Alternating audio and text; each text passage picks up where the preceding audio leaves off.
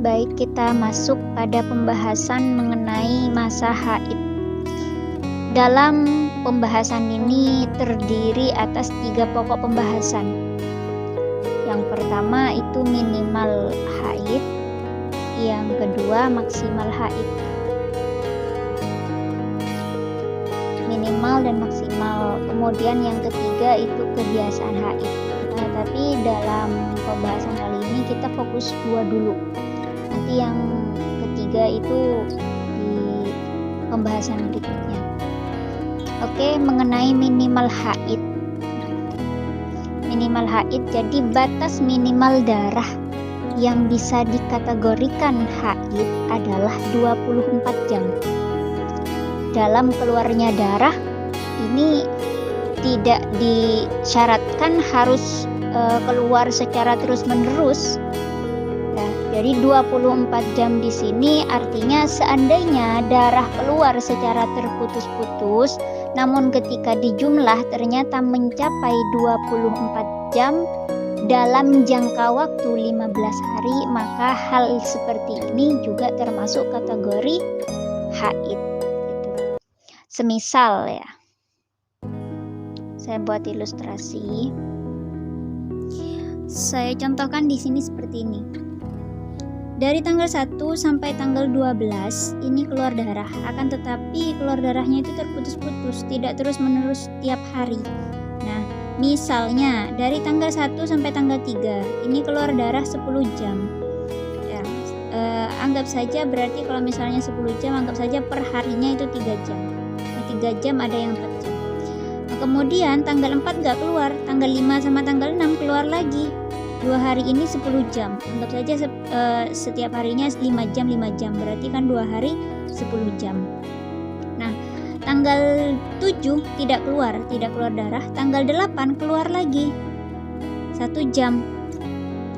Tanggal 9 nggak keluar, tanggal 10 keluar lagi sampai tanggal 12 ini keluar 3 jam. Artinya 1 jam 1 jam setiap harinya. 3 hari berarti 3 jam. Nah, ini ketika dijumlah mulai dari tanggal 1 sampai tanggal 12, ketika dijumlah dari yang 10 jam, 1 jam, 3 jam, ini ketika dijumlah ini mencapai 24 jam. Nah, dalam jangka waktu ini batasnya 15 hari kan?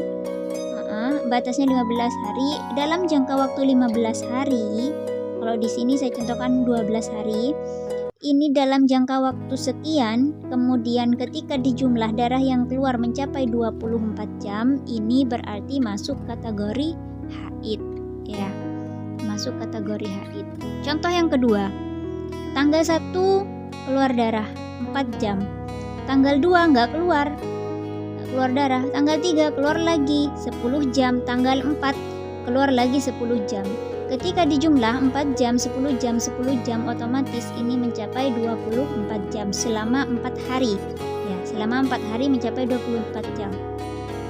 Maka ini jelas masuk kategori haid. Berbeda lagi dengan yang ini, yang berikutnya. Yang ketiga. Contoh yang ketiga saya buat di sini.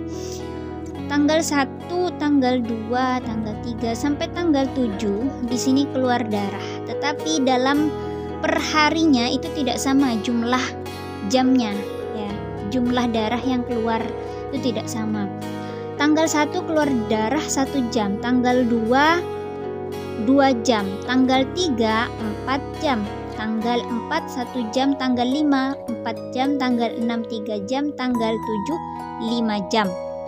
Ya, ketika dikalkulasi, dihitung, ya, dijumlah dari tanggal 1 sampai tanggal 7 di sini ternyata mencapai hanya 20 jam.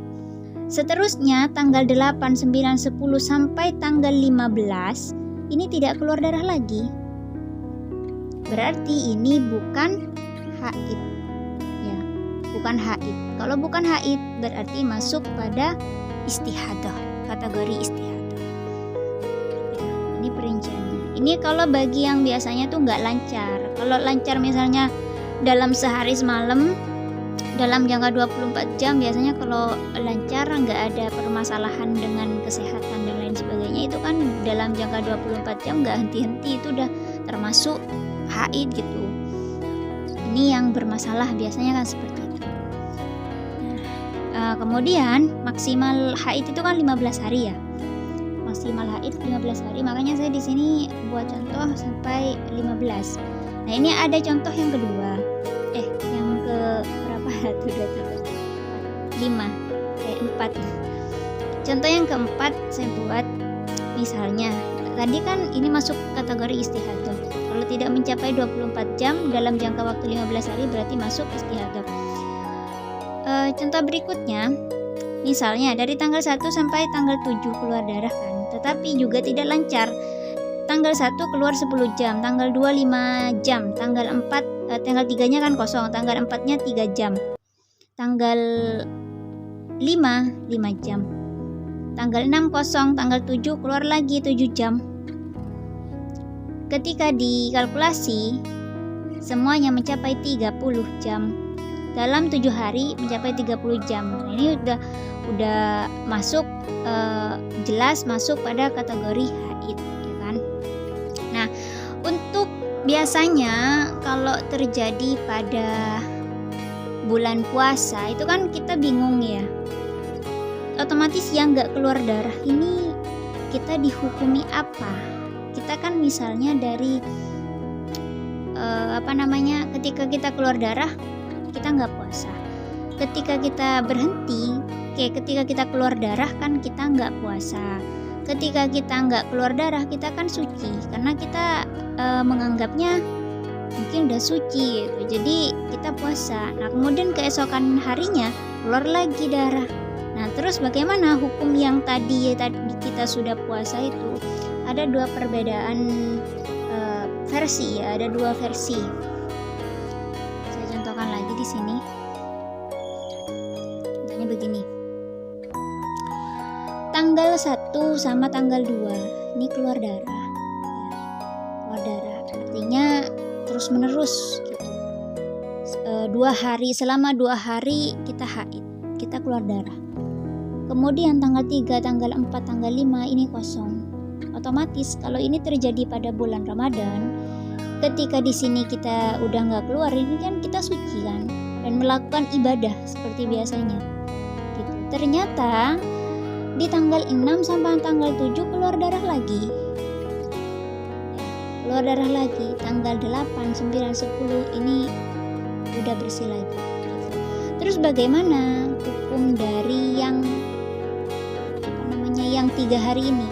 Tanggal 3, 4, dan 5 menurut ya versi Qaul Sahbi ya, tanggal 3, 4, dan 5 ini masuk kategori haid.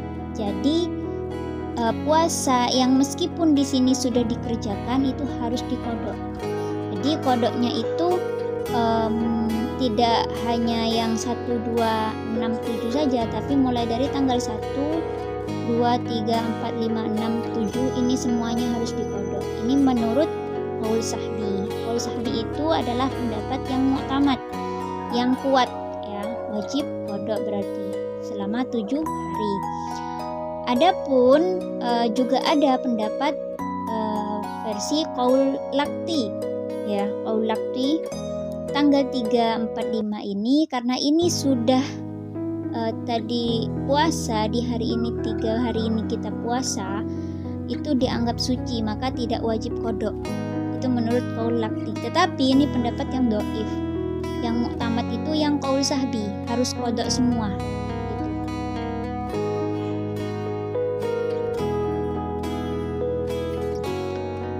Jadi jika mengacu terhadap Qaul Sahbi ya, seperti yang tadi saya jelaskan, jika mengacu terhadap Qaul Sahbi, ibadah yang dikerjakan di masa tidak keluarnya darah, di saat darah terhenti, itu hukumnya dianggap batal ya, puasanya tuh dianggap batal. Sehingga jika terjadi pada saat bulan Ramadan, puasa itu harus dikodok, wajib dikodok gitu. Karena dianggap sia-sia, puasa itu nggak sah gitu, dianggap sia-sia meskipun puasa di waktu darah itu tidak keluar gitu. Puasa di saat tidak keluar darah itu meski pada waktu itu puasanya sudah terlaksana dengan baik gitu, sesuai dengan syarat dan rukun-rukun puasa, tapi tetap dianggap sia-sia dan tidak sah. Jadi harus diqadha, itu menurut qaul sahbi. Sedangkan jika mengacu terhadap qaul lakti, ya, ibadah yang dilakukan itu sah-sah saja. Ibadah yang dilakukan termasuk puasa yang dilakukan di saat darah itu terhenti dan kita waktu itu menganggapnya suci, kita puasa. Nah, itu kemudian ternyata keluar darah lagi, berarti yang puasa tadi itu kalau menurut qaul lakti puasanya dianggap sah. Jadi tidak perlu diqadha. Itu kalau menurut qaul lakti. Akan tetapi saya jelaskan sekali lagi di sini, yang pendapat yang kuat itu adalah yang mu'tamad itu pendapatnya qaul sahbi yang harus diqadha tadi, pendapat yang pertama tadi qaul sahbi. Jadi kalau yang qaul lakti itu pendapatnya dhaif ya. Dhaif. Jadi kalau kita mau memilih, sebaiknya kita pilih yang lebih berhati-hati, kita mengacu terhadap qaul sahbi. Jadi dari yang tadi kita puasa yang ternyata itu sia-sia itu harus diqadha begitu.